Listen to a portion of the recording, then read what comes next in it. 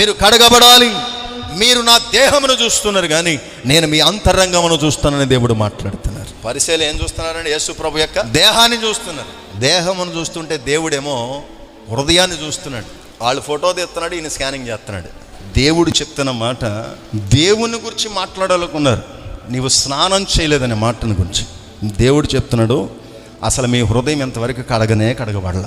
లోపలంతా కూడా చెడుతనం ఉంది, దోపు ఉంది, దుష్టత్వం ఉంది, లేనిపోయినటువంటి అసహ్యత ఉంది, ఈర్ష్య ఉంది, ద్వేషం ఉంది, ఎవరిని కూడా దగ్గరకు రానిటువంటి స్వభావం ఉంది, ఎవరిని కూడా స్వస్థపరచాలని ఆలోచన లేనటువంటి స్థితి ఉంది, ఎవరికి కూడా మేలు చేయాలని తలంపే లేనటువంటి వారు మీరందరూ కూడా. లోన ఏ మంచి క్రియ లేదు, పైకేమంటారు స్నానం చేసి వచ్చే సరిపోద్ది అనమాట.